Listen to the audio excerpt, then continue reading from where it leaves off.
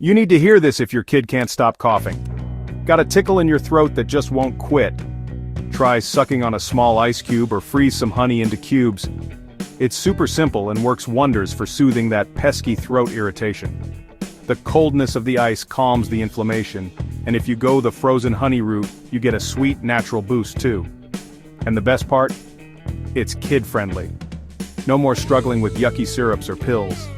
Just grab an ice cube and voila, instant relief. So next time a cough hits, raid your freezer. Quick, easy, and natural. Remember, it works for kids too.